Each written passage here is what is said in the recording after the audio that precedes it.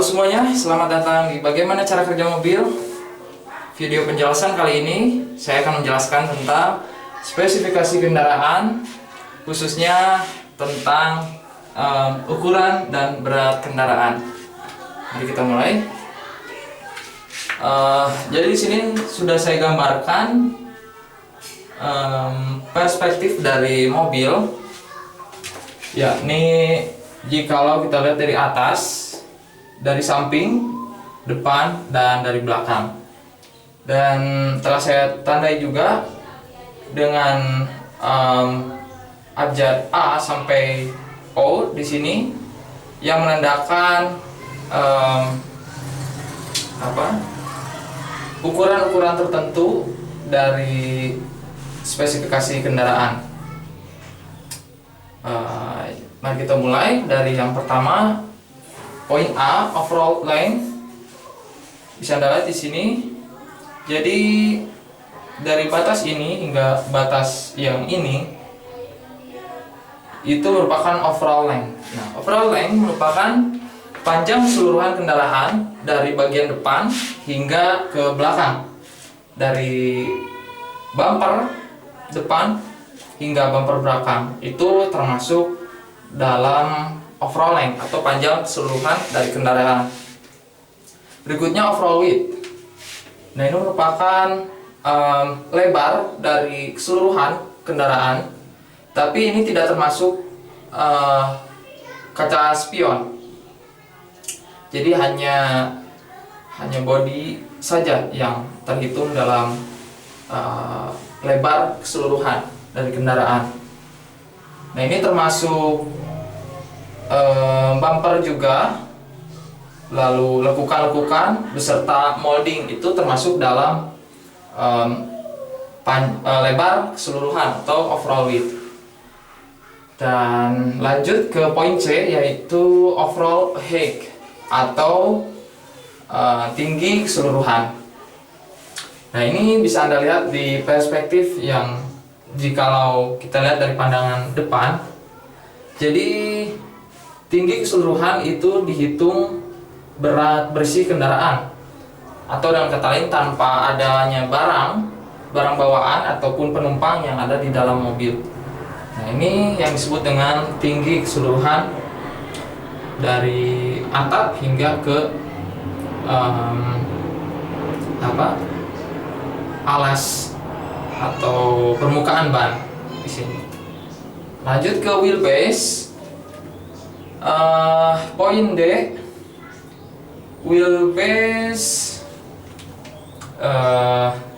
ini. Nah, wheelbase itu merupakan jarak antara titik tengah poros axle bagian depan ke poros axle bagian belakang. Nah, itu yang disebut dengan wheelbase.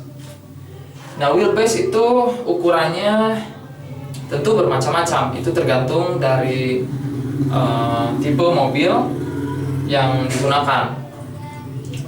Nah, pada mobil bus saya tekankan itu wheelbase amat diperhatikan di sana, karena jika Anda perhatikan mobil bis itu biasanya jarak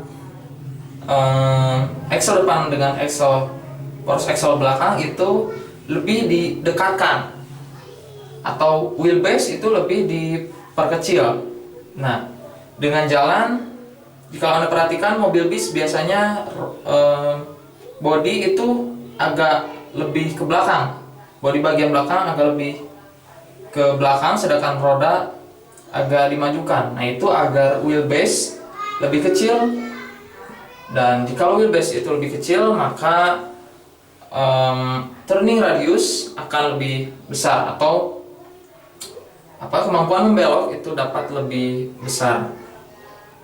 Oke, kita lanjut ke poin E, itu tread. Nah, ini saya gambarkan di perspektif pandangan depan dan belakang. Jadi tread adalah jarak antara garis tengah ban samping kiri dengan ban samping kanan. Itulah yang disebut tread. Dan berikutnya poin F itu minimum running ground clearance. Ini adalah jarak minimum antara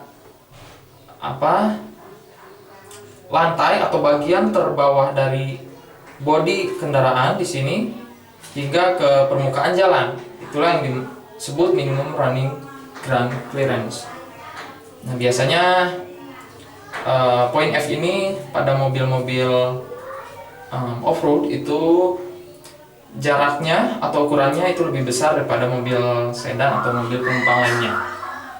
Berikut ke poin G, itu ada room length atau panjang ruangan. Di sini tunjukkan oleh gambar poin G di sini. Jadi room length adalah jarak ruangan dari kendaraan dari bagian terdepan ruangan hingga ke bagian terbelakang ruangan. Nah, di sini terhitung dari bagian terdepan dashboard. Kalau kita gambarkan dashboard di sini, ini bagian terdepan dashboard hingga ke jok belakang. Itu yang termasuk ke room length atau panjang ruangan. Kita lanjut ke poin H, yaitu room width atau lebar ruangan. Nah, saya gambarkan di sini perspektif pandangan atas. Jadi lebar ruangan adalah lebar keseluruhan atau di sini khususnya ini lebar maksimum dari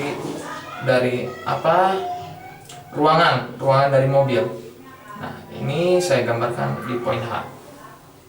Lanjut ke poin I, ada room height atau tinggi ruangan.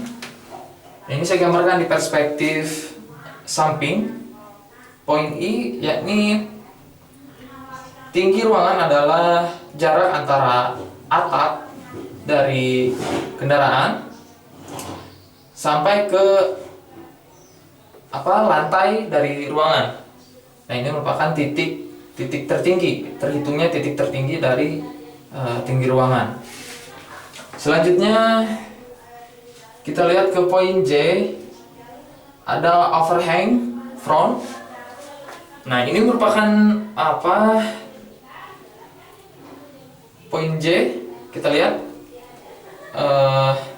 ini merupakan jarak dari sumbu roda depan sampai ke bagian ujung terdepan kendaraan. Nah, ini termasuk bumper. Nah, jadi jikalau ini poros axle, nah ini terhitung dari poros axle maksud saya. Jadi terhitung dari poros axle hingga ke bagian depan kendaraan, dan ini termasuk bumper. Lanjut ke poin K, yakni overhang rear. Nah, ini hampir sama definisinya dengan overhang front. Ini yaitu yang bagian belakang. Ditunjukkan oleh poin K. Jadi jarak antara poros axle roda bagian belakang sampai ke bodi bagian belakang. Nah, ini termasuk juga bumper jikalau yang dipasangkan, itu terhitung overhang rear. Lanjut ke poin L, angle of approach. Nah, ini saya tunjukkan di perspektif samping. Angle of approach adalah sudut antara lantai dengan garis tengah dari roda ke titik pertama singgungan, yaitu bumper, reflektor, fender atau komponen lainnya. Nah, namun tidak termasuk plat nomor. Ini sudut yang dibuat antara titik pijakan atau landasan dari roda bagian depan, ban bagian depan dengan bumper jika kita lihat di sini, atau dengan kata lain body. Nah, itulah yang disebut dengan angle of approach. Lanjut ke angle of departure, poin M. Ini definisinya hampir sama dengan angle of approach. Jadi sudut yang dibuat antara pijakan atau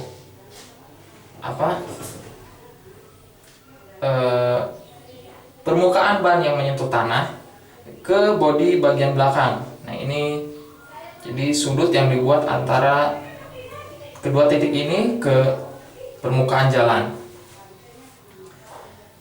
Lalu point N, curb wake.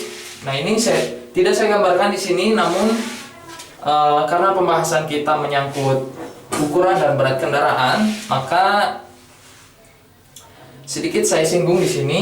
Curb weight adalah berat kendaraan kosong tanpa beban atau pengemudi, tetapi termasuk sejumlah maksimum bahan bakar, pendingin, dan perlengkapan standar termasuk ban serep dan alat-alat. Nah, dengan kata lain, ini berat bersih dari kendaraan tanpa penumpang, namun termasuk bahan bakar penuh, oli, cairan pendingin, dan washer fluid dan lain sebagainya, termasuk ban serep. Nah, itulah definisi dari curb weight. Terakhir ada gross vehicle weight atau GVW, yang definisinya adalah berat total kendaraan maksimum yang diizinkan berdasarkan pertimbangan hukum dan kekuatan bahan. Nah, ini kebalikan dari curb weight. Jadi point O atau gross vehicle weight ini berat kotor dari kendaraan. Jikalau atau dengan kata lain, kendaraan yang sudah diisi oleh penumpang secara penuh, dan termasuk juga bahan bakar yang tadi saya sebutkan, oli, cairan pendingin, fluida, dan termasuk ban serep. Nah, itulah pembahasan mengenai spesifikasi kendaraan dalam ruang lingkup ukuran dan berat kendaraan dari bagaimana cara kerja mobil.